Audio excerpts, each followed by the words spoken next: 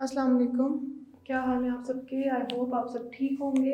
आज हम chapter number 23 of second year biology that is chromosomes and DNA की बस रैपअप की तरफ चलेंगे। ये सेकेंड लास्ट लेक्चर है।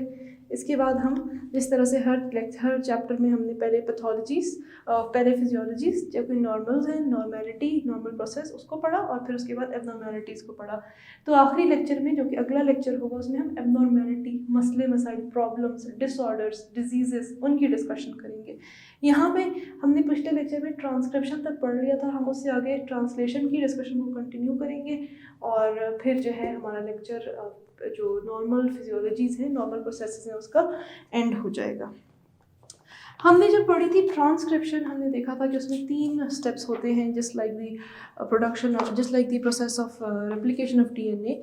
First is the initiation, then elongation and then the polymerization, और then elongation is polymerization and then उसके बाद टर्मिनेशन होती है।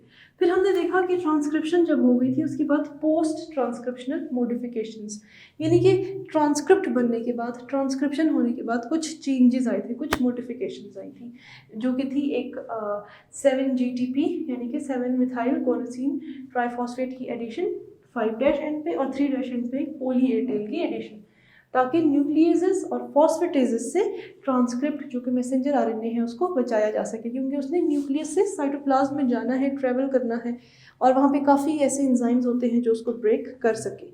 अब एक चीज़ थी which was left in previous topic, that is splicing. Splice करना किसी चीज़ को, किसी चीज़ के टुकड़े बनाना, ठीक है। तो इसमें क्या होता है कि जो मैसेंजर आरएनए का ट्रांसक्रिप्ट बना होता है, इसके अंदर कुछ पार्ट्स होते हैं जो कि कोड करते हैं प्रोटीन के लिए, कुछ पार्ट्स होते हैं जो कि कोड नहीं करेंगे।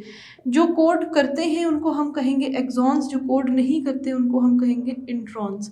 तो कुछ एंजाइम्स आएंगे, इंट्रॉन्स और एक्सॉन्स को सेपरेट करेंगे, इंट्रॉन्स को जो है वो निकाल देंगे, ठीक है, और एक्सॉन्स पीछे रह जाएंगे, क्योंकि एक्सॉन्स कोडिंग रीजन है, इंट्रॉन्स एक्स्ट्रा रीजन से, इनको निकाल दिया जाएगा, पीछे स्प्लाइस किया जाएगा, यानी कि टुकड़े किए जाएंगे, पीछे एक्सॉन्स रह जाएंगे। फिर सारे एक्सॉन्स जब जुड़ जाएंगे, जो है उन एक्सॉन्स को जोड़ने के लिए आरएनए लाइगेज आएगा, ठीक है।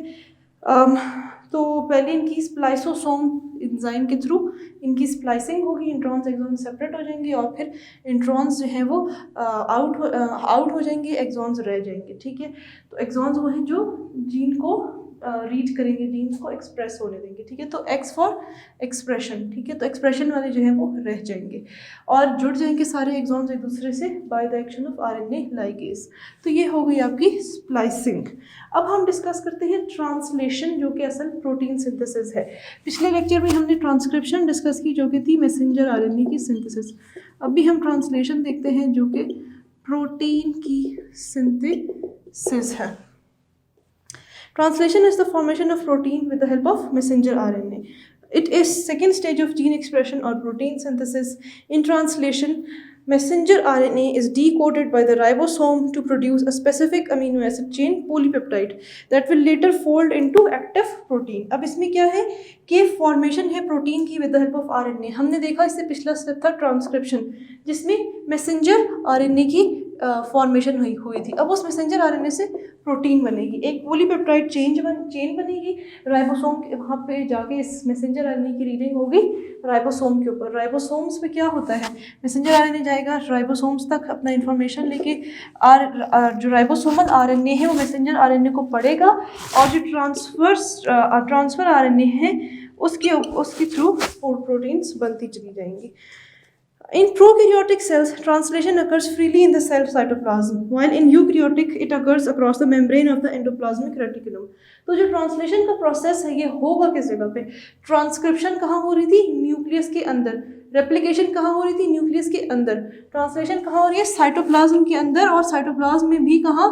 मेम्ब्रेन ऑफ एंडोप्लाज्मिक रेटिकुलम, ठीक है, membrane of the endoplasmic reticulum. The process of translation can be divided into 4 phases: activation, initiation, elongation and termination. इसमें भी वही 4 phases हैं जो आपका ट्रांसलेशन का प्रोसेस है, ठीक है।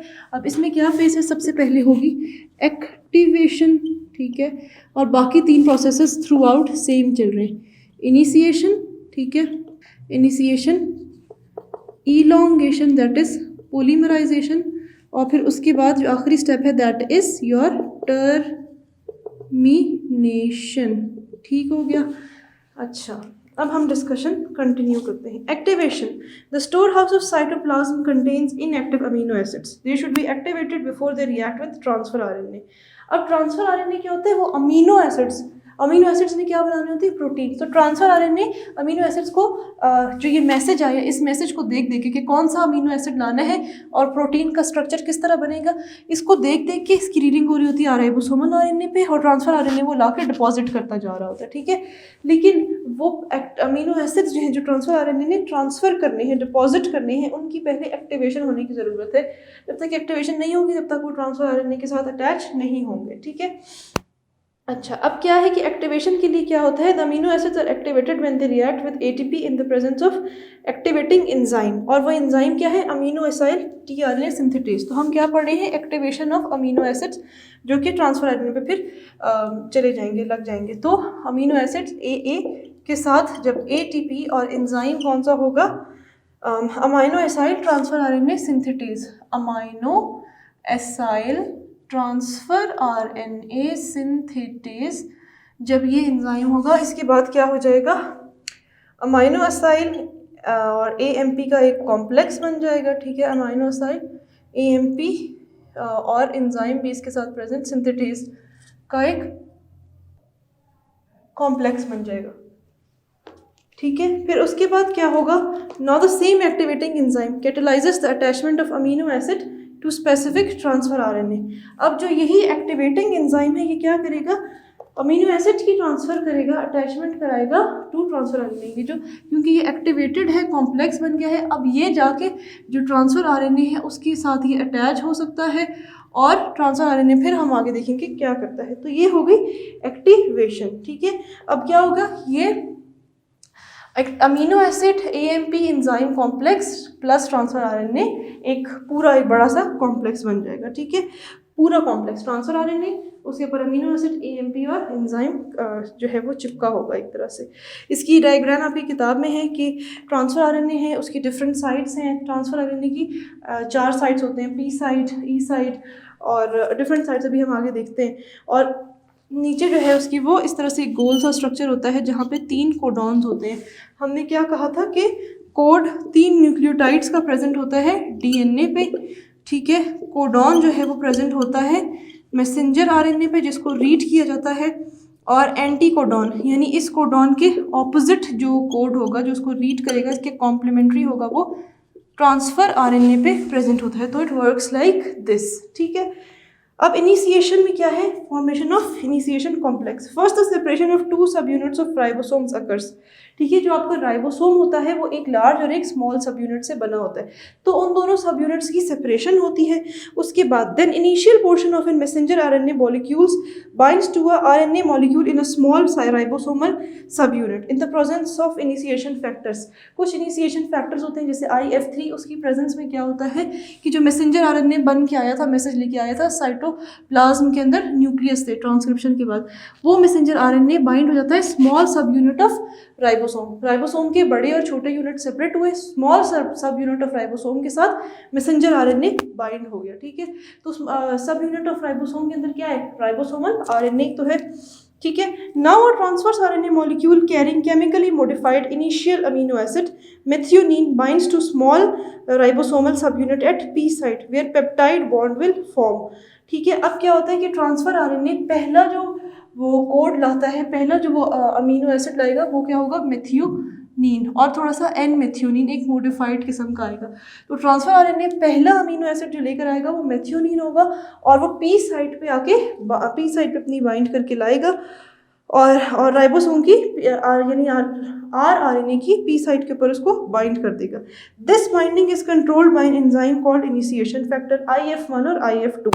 ठीक है, जो राइबोसोमल आरएनए के साथ यानी कि राइबोसोम्स के साथ मैसेंजर आरएनए जब बाइंड हो रहा था, वो कौन सा इनिशिएशन फैक्टर उसको देख रहा था?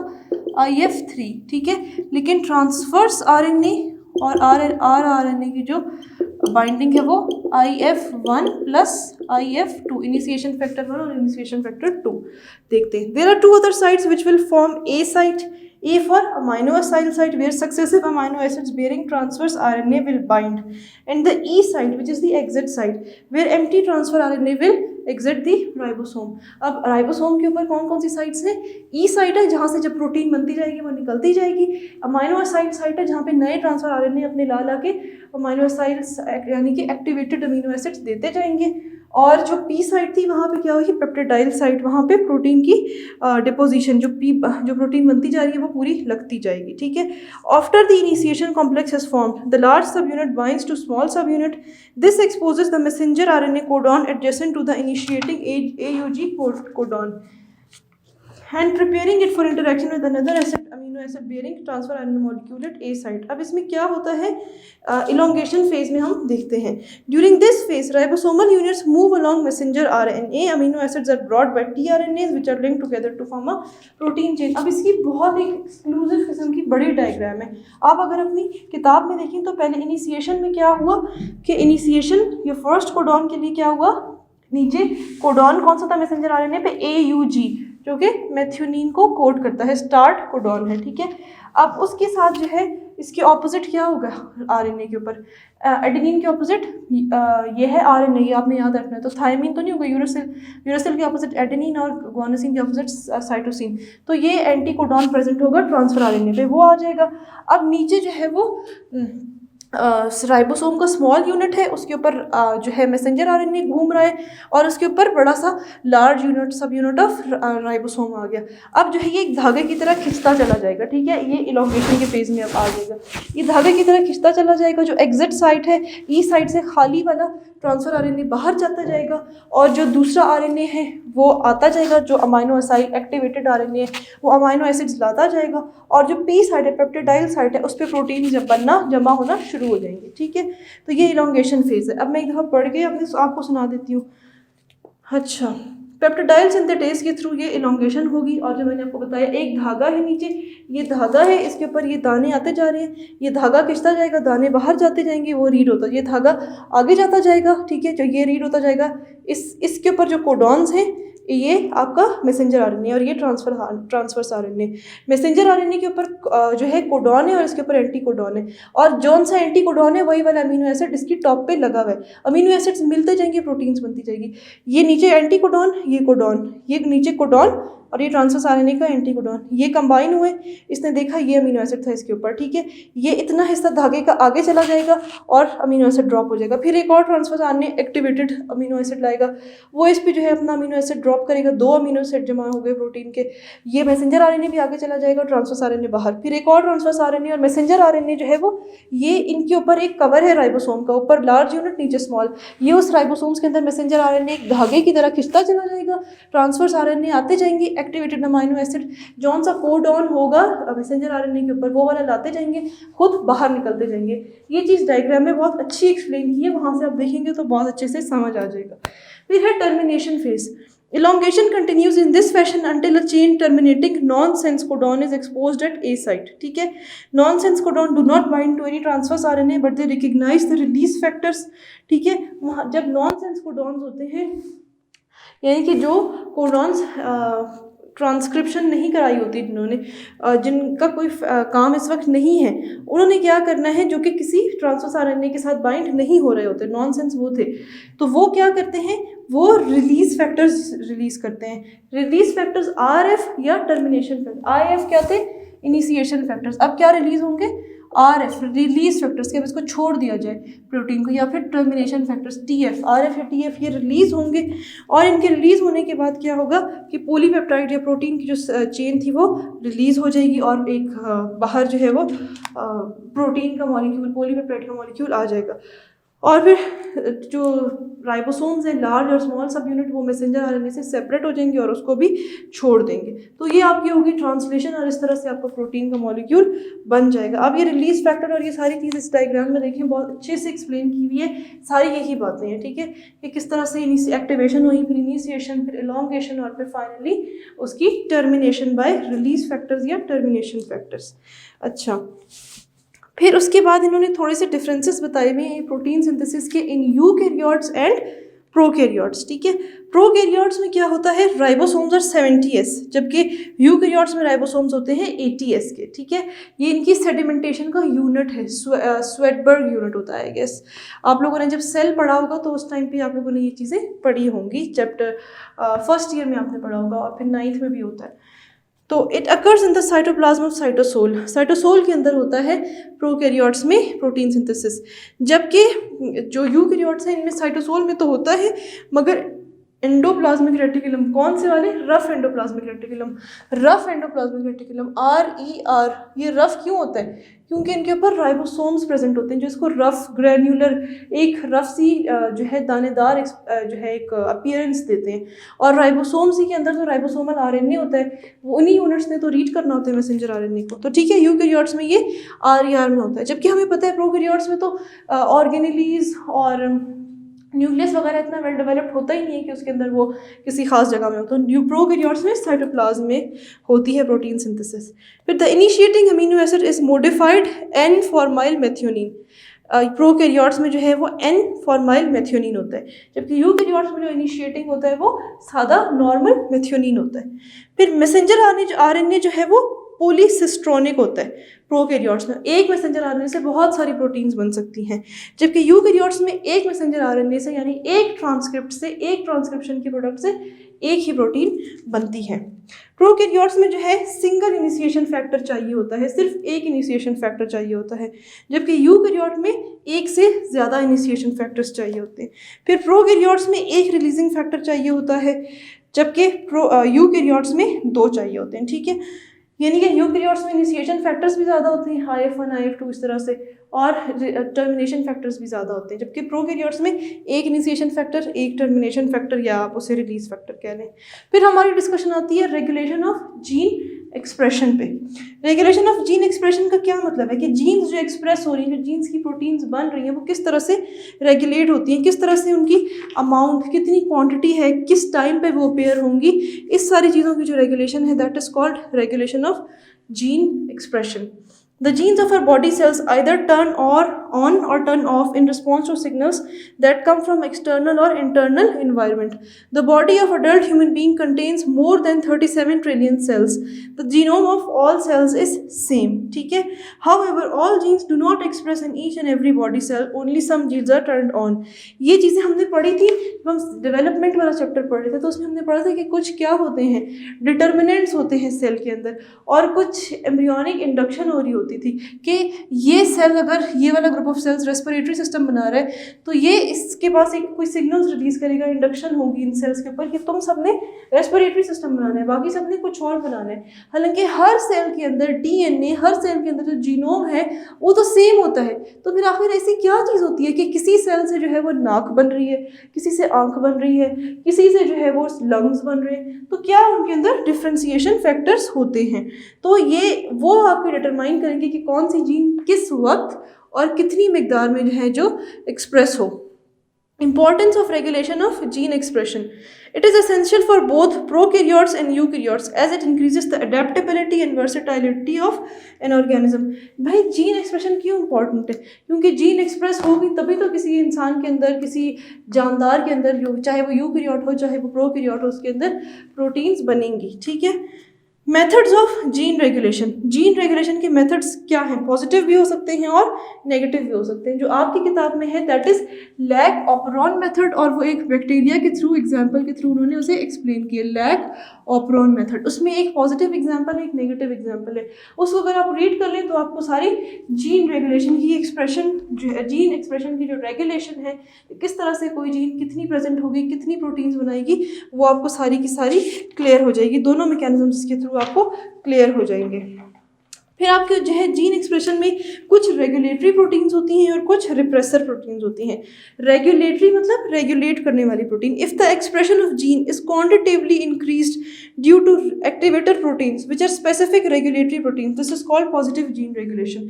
रेगुलेटरी प्रोटीन्स क्या होती हैं? एक्टिवेटर प्रोटीन्स होती हैं कि किसी जीन की जो क्वांटिटेटिव एक्सप्रेशन है, यानी इस जीन ने ये बनाना है, ये काम करना है, अगर वो काम ज़्यादा हो जाएगा तो हम कहेंगे कि ये जीन रेगुलेटरी जीन थी या ये एक्टिवेटर जीन थी, और जो ये रेगुलेशन हुई है ये पॉजिटिव रेगुलेशन हुई है जीन एक्सप्रेशन की।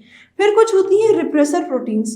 If the expression of genes is ceased, ठीक है, अगर किसी जीन की किसी जो है पार्ट ऑफ डीएनए की एक्सप्रेशन को, कि उसने जो प्रोटीन बनानी है, जो काम करना है, उसको रोक दिया जाए, सीज कर दिया जाए, तो हम उसको क्या कहते हैं, due to the presence of some specific regulatory protein, कोई रेगुलेटरी प्रोटीन, कोई ऐसी रेगुलेटरी प्रोटीन जो कि उसे रोकने वाली प्रोटीन है, यानी कि रिप्रेसर प्रोटीन है। एक होगी एक्टिवेटर प्रोटीन जो कि किसी जीन को बढ़ाए अपनी एक्सप्रेशन उसकी, और एक होगी रिप्रेसर प्रोटीन जो किसी जीन की एक्सप्रेशन को रोके, ठीक है। तो रिप्रेसर प्रोटीन की वजह से किसी जीन की एक्सप्रेशन अगर कम हो जाए तो इसको हम क्या कहेंगे, नेगेटिव जीन कंट्रोल। फिर उसके बाद वही है नेगेटिव और positive gene control lag-operon method के थ्रू एक्सप्लेन किया हुआ है, ठीक। तो यहाँ पे हमारी ट्रांसलेशन और जीन रेगुलेशन की डिस्कशन एंड होती है। नाउ वी विल डिस्कस कि म्यूटेशन क्या होता है। What is mutation? म्यूटेशन एक चेंज होती है, एक अल्ट्रेशन होती है, एक मॉडिफिकेशन होती है जो कि यूजुअली गुड नहीं होती। कभी कभी कुछ केसेस में वो अच्छी साबित हो सकती है, मगर ज़्यादातर म्यूटेशन से नुकसानात होते हैं। म्यूटेशन का मतलब क्या, कि आपने क्रोमोसोम के किसी पार्ट को, यानी किसी डीएनए को, किसी न्यूक्लियोटाइड को चेंज कर दिया, एक नाइट्रोजनस बेस की जगह दूसरी नाइट्रोजनस बेस लगा दी, या फिर जो है एक नाइट्रोजनस बेस जो है वो स्किप हो गई, लगी ही नहीं, या जो है डबल लग गई, सीक्वेंस चेंज हो गया, ठीक है। तो ये चीज़ें जो है म्यूटेशंस कॉज, इस तरह के एग्जांपल्स जो हैं वो अल्ट्रेशंस की, ये आपकी म्यूटेशंस होती हैं। Mutation is an alteration in the genetic material of a cell of a living organism और of a virus that is more और less permanent and makes up a new allele in the population. और mutations almost permanent ही होती हैं। जब आपने किसी का डीएनए, किसी का जेनेटिक मेकअप में कोई चेंज कर दिया तो इसका मतलब क्या है, परमानेंट चेंज आपने उसके अंदर लिया है। Mutation ranges in size from change in a single DNA nucleotide to a large segment of chromosome, ठीक है। म्यूटेशन बहुत छोटी सी भी हो सकती है और बहुत बड़ी सी भी हो सकती है, ठीक है। क्या मतलब, ये एक क्रोमोसोम है, ठीक है, इसके एक छोटे से जीन में, एक छोटे से न्यूक्लियोटाइड में जो है चेंज हो सकता है, या फिर इसके इस पूरे सेगमेंट में चेंज हो सकता है, या फिर पूरा का पूरा क्रोमोसोम के अंदर की म्यूटेशन हो सकती है, ठीक है।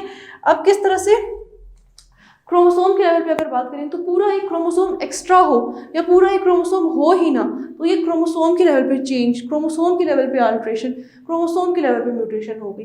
अगर एक क्रोमोसोम का एक पार्ट, एक आर्म, एक सेगमेंट ही ना प्रेजेंट हो, या जो है वो एक्स्ट्रा प्रेजेंट हो या खराब प्रेजेंट हो, तो ये सेगमेंट के लेवल पे हो गई। और अगर क्रोमोसोम के ऊपर जो है एक न्यूक्लियोटाइड के अंदर नाइट्रोजनस बेस के लेवल पे चेंजेस आए, तो दैट इज जो है न्यूक्लियोटाइड लेवल, डीएनए लेवल की म्यूटेशन, ठीक है, स्मॉलर लेवल म्यूटेशन। मगर वो भी म्यूटेशन चाहे बड़ी हो चाहे छोटी हो, नुकसान उसका मोस्टली नुकसान ही कॉज होगा। Mutation causing agents are called mutagens. वो चीज़ें, वो एजेंट्स, वो कॉजेज जिनकी वजह से म्यूटेशन होती है, उन्हें हम क्या कहते हैं, mutagens. The organisms with mutated genes and genetic material is called mutant. तो म्यूटेंट क्या होते हैं, मेरे अंदर एक डीएनए में मेरे चेंज आया, ठीक है, जिस चीज़ की वजह से जो चेंज आया वो चीज़ कहलाएगी म्यूटाजेन, ठीक है, change causing, alteration causing thing, ठीक है। और जो चेंज मुझ में अब आ गया है तो मैं एक बदला हुआ ऑर्गेनिज्म हूँ, चेंज्ड ऑर्गेनिज्म हूँ, मैं क्या हूँ, म्यूटेंट, ठीक है। Next topic is your discussion of sources of mutation, ठीक है। म्यूटेशन की सोर्सेज क्या है, क्या क्या चीज़ ऐसी हो सकती है, क्या क्या म्यूटाजेंस हो सकते हैं, ठीक है, कि जिसकी वजह से क्रोमोसोम के अंदर या डीएनए के अंदर न्यूक्लियोटाइड लेवल पे या पूरे बड़े होल ग्रॉस क्रोमोसोम के लेवल के ऊपर चेंजेस आ जाएं। तो इसमें आपके पास तीन तरह के म्यूटाजेंस, तीन तरह की सोर्सेज होती है म्यूटेशन कॉज करने की, physical, chemical, biological. Physical mutagens include electromagnetic radiations such as UV, gamma rays, radioactive X-rays and high temperature alterations, ठीक है। फिजिकल म्यूटाजेंस में क्या है, जो आपके हाथ में फिजिकली आपको दिख रहे हो या कंट्रोल कर सकते हो, जैसे कि इलेक्ट्रोमैग्नेटिक रेडिएशंस, उनके थ्रू जो है क्रोमोसोम्स के अंदर चेंजेस आ सकते हैं। कैसी इलेक्ट्रोमैग्नेटिक रेडिएशंस, अल्ट्रावायलेट रेज जो कि सन की रेज आ रही है, ये गैमा रेज या रेडियो एक्टिव रेज, जैसे अगर कोई इंसान न्यूक्लियर रिएक्टर में काम करता है या न्यूक्लियर पावर प्लांट में वो काम करता है, तो हर वक्त वो प्रोन है रेडिएशन से, हर वक्त उसको रेडिएशन आके हिट कर रही होती हैं। तो रेडिएशन के हिट करने की वजह से उसकी डीएनए में चेंजेस आ सकते हैं। अगर कोई कोल माइनर्स हैं, वो बहुत डीप डाउन अर्थ में काम कर रहे हैं, वहाँ से अगर कुछ खास रेज निकल रही हैं तो वो भी उनके अंदर म्यूटेशंस कॉज कर सकती हैं। फिर उसके अलावा एक्सट्रीमली हाई टेम्परेचर अल्टरेशंस, मतलब कि बहुत ज़्यादा चेंजेस एकदम से टेम्परेचर के अंदर आने से, मतलब एक्सट्रीमली, आई थिंक इस पे ह्यूमन तो सर्वाइव नहीं कर पाएगा, मगर बैक्टीरिया वगैरह जो है वो उनके अंदर म्यूटेशंस आ सकती हैं, ठीक है, इसीलिए बैक्टीरियाज फिर रेजिस्टेंट हो जाते हैं। तो ये हो गई फिजिकल म्यूटेजेंस। हाँ, और इसमें एक और चीज़ भी है कि जैसे अगर कोई इंसान है वो एक्सरे डिपार्टमेंट में होता है, हर वक्त एक्सरेज कर रहा है, दिन रात एक्सरेज कर रहा है, तो एक्सरेज खुद क्या है, एक्स रेडिएशंस हैं, तो वो भी जो है उस इंसान को खुद नुकसान कॉज कर सकती हैं। फिर हमारे पास है chemical mutagens. Chemical mutagens include nitrosomethyl urea, nitrous gas, mustard gas, pesticides, food preservatives, acridine orange, colchicines, caffeine, nicotine, atomic oxygen particles and reactive radioisotopes, ये सारी चीज़ें जो है वो मॉडर्न इंडस्ट्रियल सोसाइटीज़ में इस्तेमाल होती हैं। इसीलिए आजकल जो कैंसर्स होते हैं वो म्यूटेशंस की वजह से ही तो होते हैं। तो इसीलिए मॉडर्न सोसाइटी में कैंसर का जो है प्रेवलेंस, कैंसर की एबंडेंस जो है, डिजीज़ कैंसर बहुत ज़्यादा हो गया है क्योंकि म्यूटेशंस ज़्यादा हो गई हैं। और हमारे जिसमें से one of the cause of mutation, one of the mutagen is chemical mutagens. और केमिकल म्यूटाजेंस जो आपके कैंड फूड हम खाते हैं, कैंडीज़, टॉफ़ीज़ खाते हैं जो बच्चे, उनके अंदर ऐसे स्ट्रक्चर्स, ऐसे केमिकल्स प्रेजेंट होते हैं जो कि यहाँ पे मेंशन्ड है। फिर जो पेस्टिसाइड्स इस्तेमाल हो रहे हैं, मतलब इंसेक्ट्स को किल करने वाले जो स्प्रेज वगैरह इस्तेमाल होते हैं, और आप फ्रूट धो के नहीं खाते, या इतने ज़्यादा क्वांटिटी में फार्मर्स इस्तेमाल कर रहे हैं कि वो फ्रूट्स और वेजिटेबल्स का अंदर इनकॉर्पोरेट हो जाए, उनका हिस्सा बन जाए, और फिर जब आप उसको इंजेस्ट करें तो वो आपके अंदर या जो भी ऑर्गेनिज्म उसे खा रहा है उसके अंदर म्यूटेशंस ले आए। तो इस तरह के जो वेरियस इंडस्ट्रियल रीजंस हैं मॉडर्न सोसाइटी के, उसकी वजह से भी काफ़ी ज़्यादा केमिकल चेंजेस आ रहे हैं और वो म्यूटेशंस कॉज कर रहे हैं।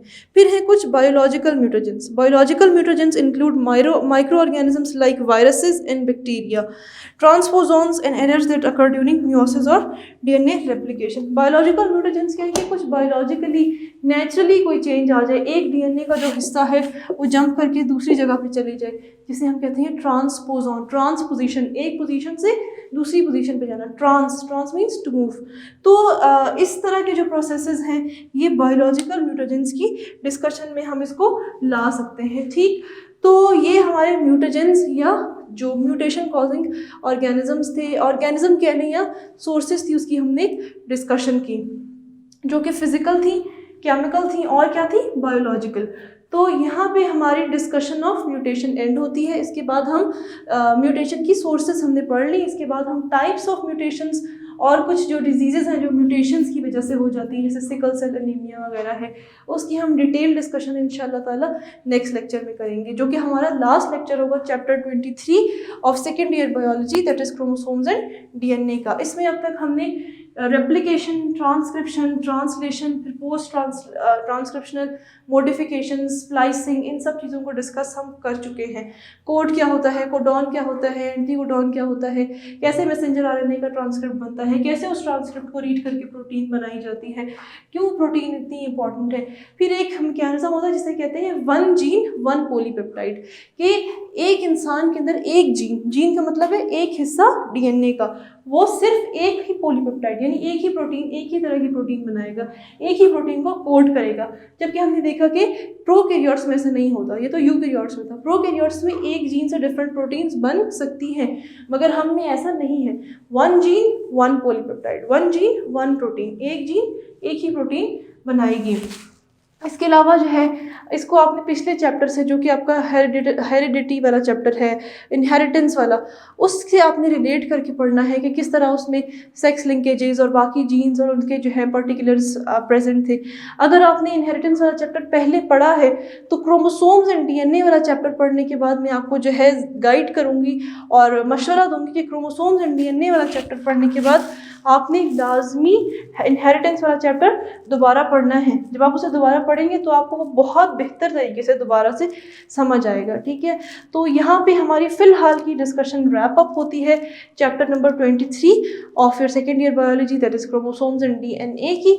इसके बाद इंशाल्लाह अगले लेक्चर में हम पैथोलॉजीज़, म्यूटेशंस को, थोड़ा टाइप्स को डिस्कस करके फिर उनकी पैथोलॉजीज़ यानी डिजीज़ को कुछ डिस्कस करेंगे।